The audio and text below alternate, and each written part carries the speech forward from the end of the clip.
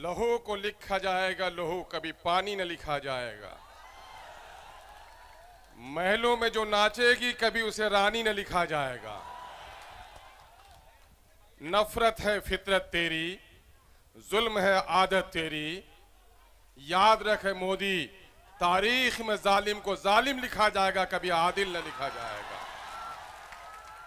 सरजमीने सीहोर के ढाका के इस खेल मैदान में आज के इस तारीख साज इनकलाबी इत्तेहादी एहतजाजी जलसा बाउनवान आतंकवाद के खिलाफ अवैसी का जिहाद और हिंदू मुसलमानों का पाकीज़ा इत्तेहाद, और उसके साथ ही वक्फ के काले कानून, वक्फ के बातिल कानून, आईने हिंद को तोड़ने और मरोड़ने की नापाक साजिश के खिलाफ आज के इस बावकार जलसे के सदर, हम सबों के महबूब नज़र, पूरी दुनिया में अपनी बेबाकी और बेखौफी के लिए मशहूर हिंदुस्तान के मजलूमों की, मायूसों की, मजलूमों की एक तवाना और बेबाक आवाज़ आज के महफिल के सदर, कुल हिंद मजलिस इत्तेहादुल मुस्लिमीन के सदर जनाबे बैरिस्टर सऊदीन अवैसी साहब। धूप की तमाज़त भी बहुत है और ऐसे वक्त पे लोगों को परेशान होना चाहिए था। मुझे खुशी है कि आप धूप की तमाज़त से परेशान जरूर हैं, लेकिन आपका चेहरा जितना हसास और बस्सास है और आपके पेशानी पे जो उम्मीद और मोहब्बत की लकीरें हैं, वो इस बात की दलील है कि आप सारे दुख को बर्दाश्त कर सकते हैं, लेकिन अपने लीडर की आवाज़ पर कभी पीछे नहीं हट सकते हैं। आपने इस वक्त यहाँ पर एक बार इलेक्शन के ज़माने में जनाबे बैरिस्टर सऊदीन अवैसी साहब को यहाँ आना था। कुछ इलेक्शन के ज़माने की तकनीकी दुश्वारी हो गई, जिसकी बिना पर वो नहीं आ सके। पिछले दिनों में हैदराबाद जब जाना हुआ तो भाई राणा रंजीत साहब की बड़ी गुजारिश थी कि हमारे ढाका के लोग बहुत इंतज़ार कर रहे हैं। मैंने जब जनाबे वाला के सामने में वक्फ के इस काले कानून को, जिनको लेकर पूरे मुल्क की मिली तंजीमें और सेकुलर लोग लड़ाई लड़ रहे हैं, मुस्लिम पर्सनल लॉ के बैनर तले तमाम तर मिली तंजीमें मुत्तहिद हो गई हैं, और उस ताकत को तवानाई बख्शने में जनाबे बैरिस्टर सऊदीन अवैसी साहब ने बड़ा पेशरफ्त किया है। इसलिए हम लोग की ख्वाहिश थी कि वो पूर्णिया किशनगंज आए। जनाबे वाला ने हाँ कह दिया, और ऐसे मौके से भाई रंजीत राणा साहब का मुतालबा हुआ कि सर अगर वहाँ आते हैं तो हमारे इस सरजमीन पर भी आना लाजिम होगा। उनकी फरियाद, उनकी गुजारिश थी। हर जन के इस वक्त जनाबे बैरिस्टर सऊदीन अवैसी साहब का मुल्क गिर दौरा हो रहा है।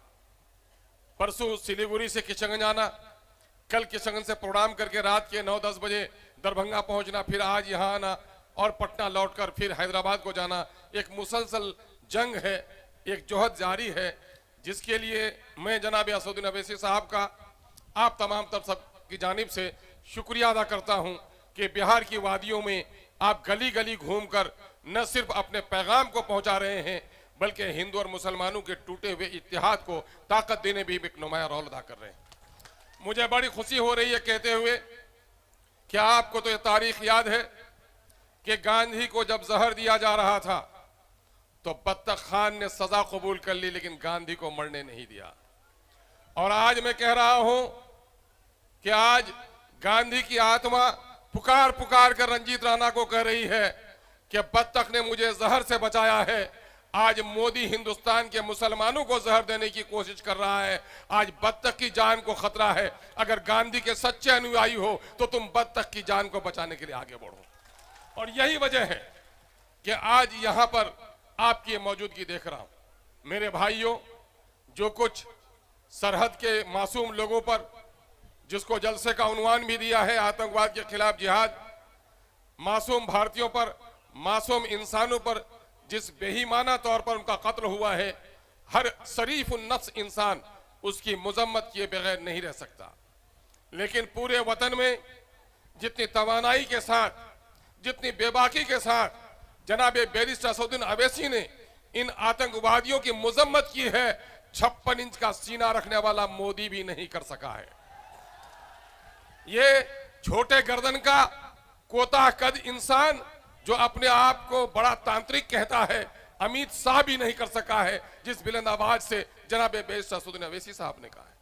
हमारा यकीन है कि संसार का ईश्वर ही एक नहीं है, बल्कि हम सब इंसान एक माँ बाप की औलाद है। मजहब अपना फैसला है, लेकिन एक इंसान का नाहक अगर खून बहता है तो पूरे इंसानों का कत्ल के बराबर है।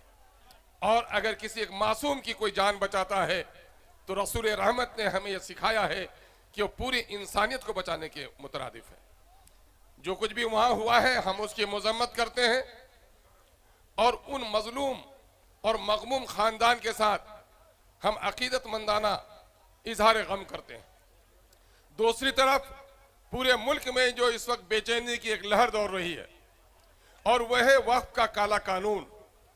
वक्फ का यह काला कानून जिसे तरमीमी एक्ट 2025 के नाम से अब हम जानने लगे हैं, ये दरअसल मोदी, एनडीए, आरएसएस, नीतीश कुमार जैसे लोगों की मिलीजुली साजिश का हिस्सा है।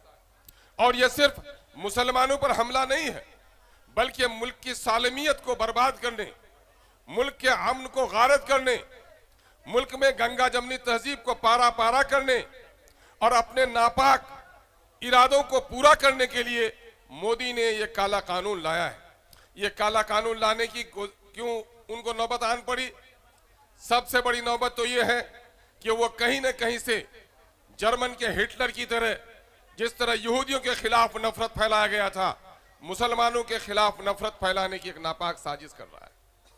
मीडिया के जरिए से दाढ़ी के नाम पर, टोपी के नाम पर, तारीख के छेड़खानी के नाम पर ये मासूम मुसलमानों को, जिन लोगों के बाप दादाओं ने मुल्क के तकसीम के वक्त ये मुआहदा तय किया कि हम इसी मुल्क में रहेंगे, इस मुल्क से कभी हम जुदा नहीं हो सकते।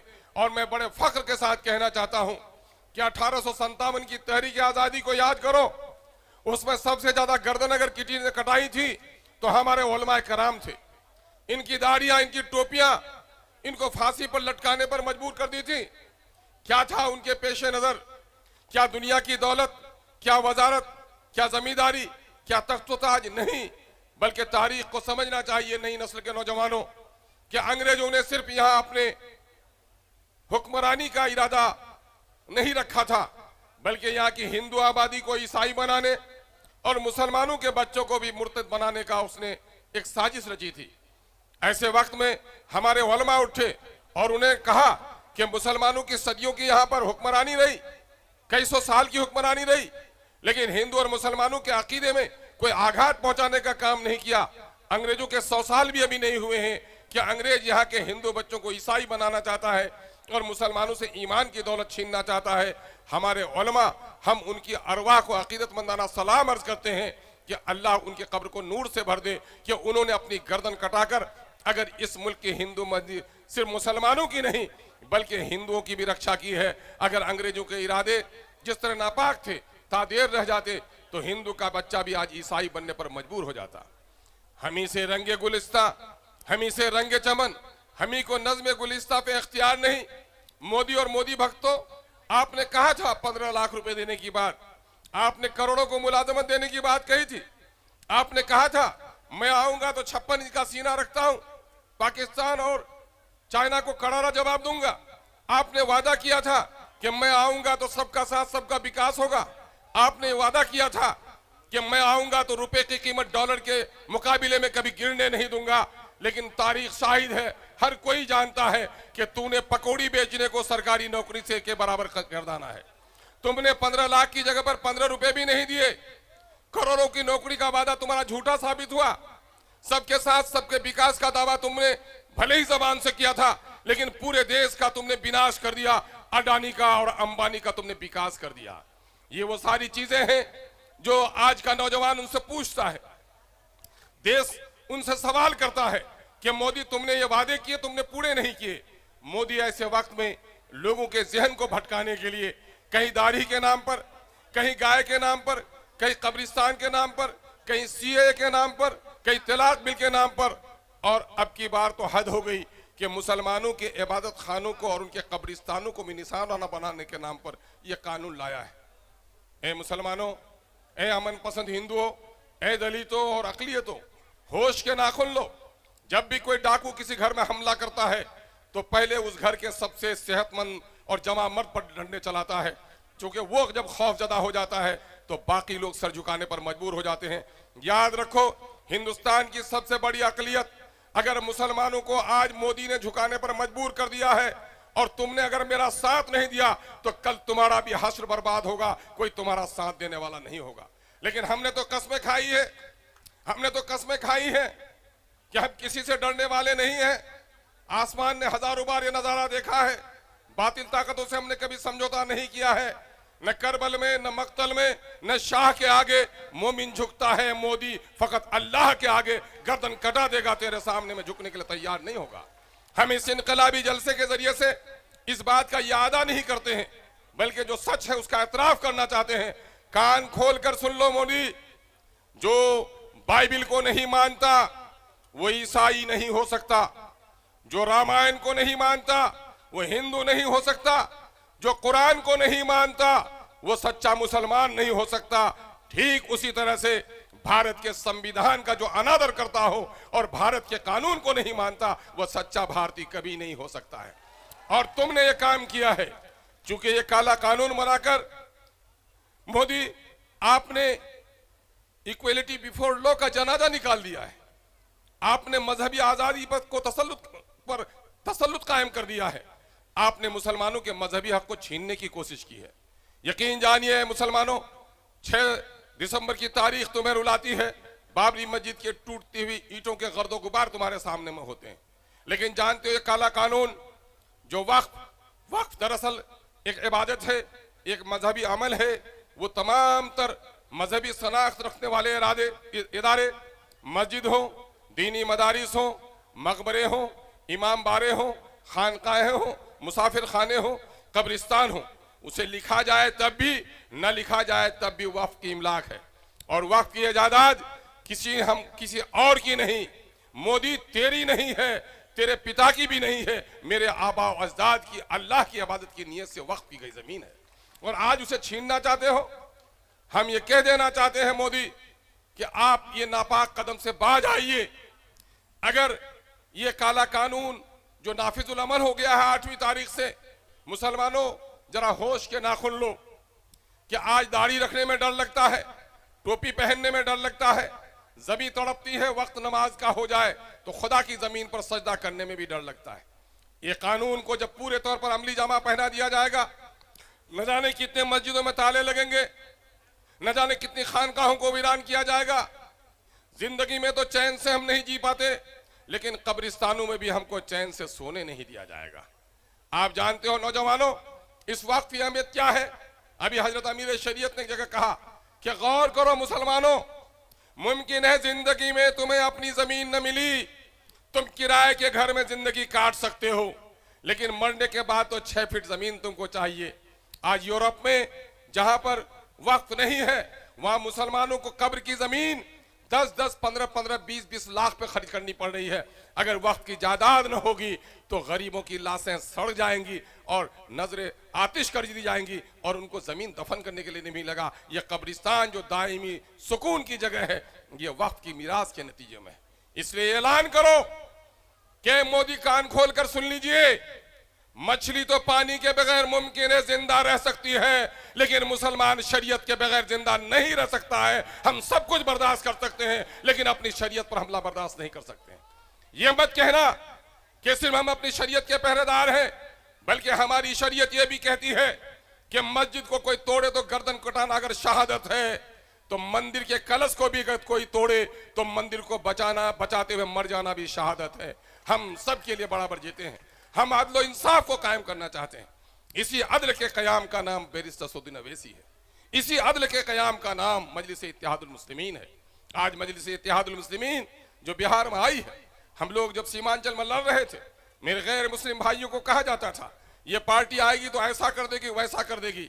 है कोई माई का लाल जो बता दे मजलिस इत्तेहादुल मुस्लिमीन ने कभी हिंदू और मुसलमानों में फितना पैदा करने का काम किया है? ए मोदी, फितना पैदा करना तेरी आदत है। लोगों के बहते हुए खून से तुझे खुशी होती है। तेरे लोग हैं जो बिल्किस के जानियों के गले पे माले डाल रहे हैं। जब मुसलमान का बच्चा दबता है तो तुम्हारी जबान निकलती है कि कुत्ते का बच्चा भी दब जाता है तो अफसोस होता है। हम ये कभी नहीं कह सकते। हम तो कहते हैं कि राम जी के घर में मैं पैदा होता तो कल्लू राम मेरा भी नाम हो सकता था। मैंने कोई दरखास्त नहीं दी कि मुसलमानों के घर में पैदा हूं। अगर अल्लाह ने मुझे एक बेहतर जगह पे पैदा किया है तो मैं दलित भाइयों की लड़ाई लड़ता हूं। आज हम लोग ऑफिस में हर दूसरे तीसरे दिन रंजीत राणा के साथ बैठते हैं और एक ही साथ दस्तरखान में बैठ के खाते हैं। न राजपूत का बेटा मुसलमान हो जाता है, न मुसलमान के बेटे का ईमान गायब होता है, क्योंकि हमारा यकीन यही है ये कि ईश्वर के सब इंसान हैं।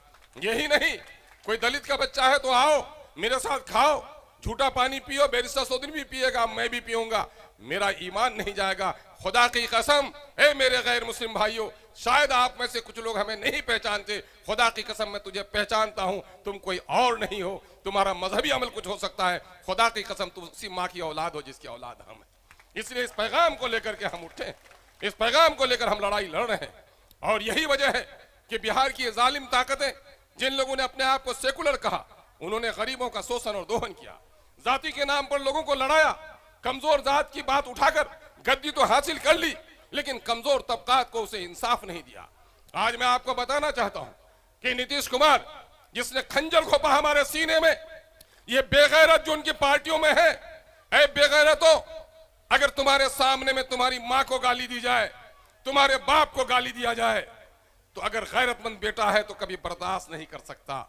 लेकिन तुम्हारी मस्जिदों के खिलाफ जो कानून बनाता है, तुम उसकी दस्तरखान से नवाला उठाते हो, तो तुमसे ज्यादा बेजमीर भी कोई इंसान नहीं हो सकता। इसलिए आइए, आज अभी नीतीश कुमार ने 500 करोड़ रुपए असेंबली में मंजूर कराया और 6 महीने तक पंचायत सचिव से लेकर विभागीय सचिव तक, कमिश्नर तक एक ही काम में लगा रहा। क्या? जाति आधारित गणना, जाति आधारित गणना, जाति आधारित गणना है। मीडिया के बहुत सारे साथी हैं। कल जनाब बैरिस्टर सोदिन ओवैसी साहब ने सवाल किया कि भाई जाति आधारित गणना ये जो केंद्र सरकार कराना चाह रही है, इससे धुलमुल से काम नहीं चलेगा। बिहार में गणना कराया तो उसने कहा कि हाँ बिहार में तो नीतीश जी ने कराया। कहा कि आपके पास कॉपी है? अखबार वाले के पास कोई जवाब नहीं था। यह भी है कोई मीडिया का शख्स जो बता सके जो उनके पास बिहार में जो जाति आधारित गणना हुई है उसकी कोई कॉपी है? आज तक सरकार ने उसे वेबसाइट पर नहीं डाला, आज तक पब्लिक नहीं किया, चौड़ा कर मजबूरी में सिर्फ एमएलए और एमएलसी को दे दिया और बाहर कभी नहीं किया। और मैं बड़े दावे के साथ कहता हूं, जो दलितों की बात करती है, शोषितों की बात करती है, सेकुलर की बात करती है, कोई पार्टी इस पर बहस नहीं कर सकी। अगर ऑल पार्टीज मीटिंग में चीफ मिनिस्टर के सामने हो, असेंबली में हो, असेंबली के बाहर हो, अखबारों में एडवर्टीजमेंट के जरिए से हो और दर्जनहा इंटरव्यूज के जरिए से हो, अगर किसी ने जाति आधारित गणना का विश्लेषण किया है तो उसका नाम मजलिस इत्तेहादुल मुस्लिमीन है। हमने ये बताने का काम किया है कि पढ़ो उसको। 13 करोड़ का बिहार हो गया। 13 करोड़ के बिहार में 20,49,000 सरकारी नौकरियां हैं। लोकतंत्र का मूल मंत्र है कि जिसकी जितनी आबादी उसकी उतनी हिस्सेदारी। लेकिन आपको सुनकर हैरत होगी कि बड़े बड़े लोगों की जाति से 3 4 गुना उनको नौकरी मिली। लेकिन आज जो दलितों का लीडर है उसको भी न जाने मुंह में क्यों दही जम गया है, नहीं बोल पाता। 4,11,000 नौकरी होने वाली थी 20% दलितों की, जिनकी आबादी 2,56,00,000 है, उनकी 1,10,000 से ज्यादा नौकरी इन लोगों ने खत्म कर दी। मुसलमानों की नौकरी 3,68,000 होनी थी, जिसकी वजह से 18% मुसलमान जो 2,31,00,000 इनकी आबादी है, उनको मात्र 1,63,000 नौकरी देकर 1,95,000 नौकरी से महरूम रखा। ये जो जुल्म है और नाइंसाफी है, इसी नाइंसाफी के खिलाफ पार्लियामेंट में जनाब बैरिस्टर सोदिन ओवैसी साहब और उसके कदम ब कदम हम असेंबली में कोशिश कर रहे हैं। बड़ी मेहरबानी होगी कि अगर आपने इस इलाके से जनाब भाई रंजीत राणा साहब के बाजू को मजबूत किया, यकीन जानिए कि बत्तख और गांधी दोनों मिलकर हिंदुस्तान के जालिमों के खिलाफ लड़ेगा। इसलिए आपसे हम गुजारिश करने के लिए आए हैं, बैरिस्टर सोदिन ओवैसी साहब को अल्लाह तवील हयात बख्शे, अल्लाह उसको हिफाजत फरमाए कि वो लड़े। इस वक्त 56 इंच के सामने में अगर कोई खड़ा होता है तो जिनका कद छोटा हो जाता है वो मोदी होता है, और जो मोदी से भी बड़ा ऊंचाई में रहता है उसका नाम बैरिस्टर असदुद्दीन अवैसी होता है। बल्कि कद से नहीं कहूंगा मैं, बल्कि सवाल जवाब की महफिल में भी अल्लाह ने आपको कुदरत हासिल की है, कुदरत बख्शी है कि आपने इसका बरमला इजहार किया है। हम आपकी तवील उम्री के लिए दुआ करते हैं और आपसे भी गुजारिश करते हैं, मुसलमानों होश में आओ, दलितों होश में आओ। जिस संजीदगी के साथ आज इस बात को सुन रहे हो, याद रखना, कल मैंने एक वाकया सुनाया। मेरे यहाँ सैलाब आया 2017 में और इत्तेफाक से मेरे गांव के करीब का एक लड़का डील के नाम पर, इंसाफ के नाम पर, इस मुल्क के आईन के नाम पर हमको और आपको मुत्तहिद होना पड़ेगा। और हमें मुसलमानों से मैं कहता हूं, शायद शराब भी पियोगे तो मैं मुफ्ती तो नहीं हूं, लेकिन खुदा को हाजिर करके कहता हूं, अपनी जात से नाइंसाफी करोगे, अगर बदकारी करोगे अपनी जात से नाइंसाफी करोगे, लेकिन वोट अगर तुमने नाअहलों को दिया तो पूरी मिल्लत और पूरे कौम के साथ नाइंसाफी करोगे। इसलिए वोट का कभी गलत इस्तेमाल मत करना, वोट अहले हक को, अहले अमानत को देना। और मैं समझता हूं इस वक्त हिकमत का तकाजा भी है, सियासी तकाजे भी हैं। इस मुल्क में अगर अदल और इंसाफ के साथ रहना चाहते हो तो इस वक्त हिंदू और मुसलमानों के इत्तेहाद को मजबूत करो। और ये बेहतरीन मौका बिहार में आपको मिल रहा है। राणा रंजीत साहब को हम लोगों ने अमली तौर पर देखा है। लोगों ने कहा था इलेक्शन हार जाएगा, भाग जाएगा, लेकिन यह नौजवान एक पढ़ा लिखा नौजवान है, एक बाप का होनहार बेटा है। बाप के कुछ बेटे बिगड़ भी जाते हैं। आजर के इब्राहिम अलैहिस्सलाम का बाप बिगड़ा हुआ था, नूह अलैहिस्सलाम का बेटा बिगड़ गया था, लेकिन जो बेटा होनहार हो उसका साथ देना चाहिए। हम उम्मीद करते हैं एक नई तारीख का आप आगाज करेंगे। हमारे जनाबे बैरिस्टर असदुद्दीन अवैसी साहब आतंकवाद के खिलाफ और इस काले कानून के खिलाफ जो लड़ाई लड़ रहे हैं, हम सब उसको साथ देने के लिए तैयार हैं। इनकलाब, ऐसी आवाज से इनकलाब आता है क्या? इनकलाब, इनकलाब, मोदी का काला कानून, मोदी का काला कानून मुर्दाबाद, मोदी का काला कानून। जनाबे बैरिस्टर असदुद्दीन अवैसी साहब, हिंदू मुस्लिम इत्तेहाद, रंजीत राणा, ढाका की सरजमीन, बहुत बहुत शुक्रिया। सलाम आदाब।